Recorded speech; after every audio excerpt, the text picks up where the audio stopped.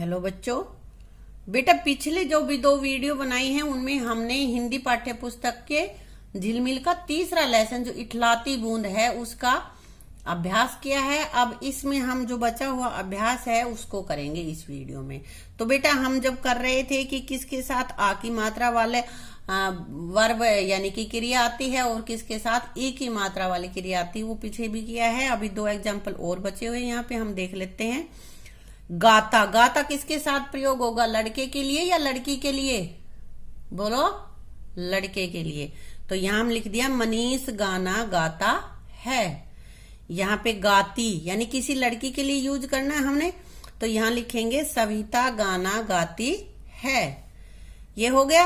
अब आगे है मिट्टी, शब्द को ऐसे भी लिखते हैं। एक तो ये भी ऐसे लिखा हुआ है ट और ट के नीचे ही एक और ट, और दूसरा हमने लिख दिया मी ट ई, और ये बीच में ट है, इसके नीचे हलंत लगा हुआ है।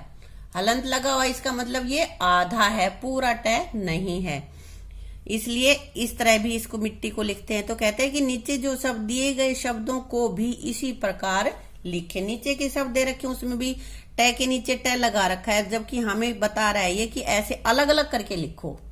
तो हम कैसे लिखेंगे, ख फिर ट के हलंत लगाएंगे और टा, खट्टा। पै ट और फिर ये ट है तो इसलिए पै फिर आधा ट। आधा ट कैसे बनाओगे, उसके नीचे हलंत दोगे, आधा ट हम लिख नहीं सकते, इसलिए पै ट ई पट्टी। भै ट ई भट्टी, तो यहाँ पे ट पे हलंत आ गया, भट्टी। चट्टान च ट आ न, यानी कि जो ये ट एक ट आधा है, यहाँ पर एक ट पूरा है। छुट्टी तो छ ऊछू और आधा ट और फिर पूरा ट।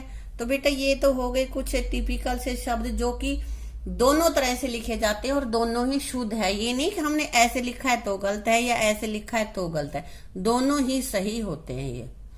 अब बेटा आगे हमारे पास है बूंद का सफर, यानी कि बूंद कब कैसे कैसे उसकी जिंदगी में चलता रहा।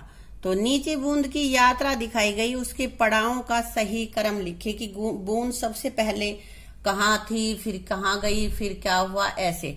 तो सबसे पहले तो बूंद सागर में थी ना, समुद्र में, समुद्र की लहरों पर इठला रही थी, तो ये सबसे पहले इसका 1 नंबर यहाँ पे आ गया है। उसके बाद क्या हुआ,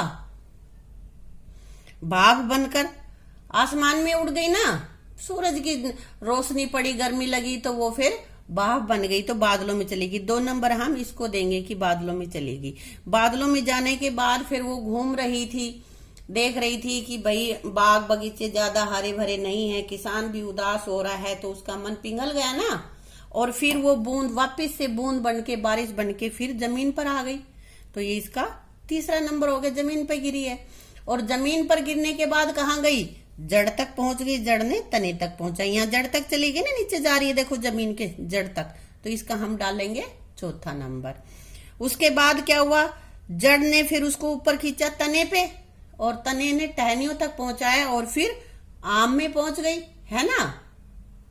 आम में पहुंची है ना बेटा, आम पककर तैयार हो गए, रसीले आम, और उसने फिर आम, किसान ने आम उठा के मंडी में बेच दिए हैं, बाजार में बेच दिए, और बेच दिए फिर वो तुम्हारे पापा ले आए, है ना। और यहाँ पे ये गुड़िया खाने लग रही है ना लड़की इसको, तो लास्ट में ये क्या हुआ, ये आम के रूप में ही इसके हाथ में आ गई है बूंद। यानी कि जो भी आम तुम मीठे मीठे आम खा रहे हो उनमें ही बूंद समाई हुई है। यानी कि बारिश पानी यदि नहीं मिलेगा तो पेड़ पौधे होंगे ही नहीं, इसलिए बूंद गिरकर पहले तो वो सोच रही थी कि आसमान में उड़ूं या ऐसा कुछ करूं, लेकिन देखा कि सही काम नहीं है यहाँ पे, तो भाई परेशान हो रहा है किसान, तो वापिस आती है बूंद बन के और फिर आम के रूप में हमारे घरों में पहुंच जाती है। तो बेटा ये था हमारी बूंद का सफर, और ये हमारा 3रा लेसन भी कंप्लीट हो गया। बेटा आप सभी इसको अपने सारे अभ्यास को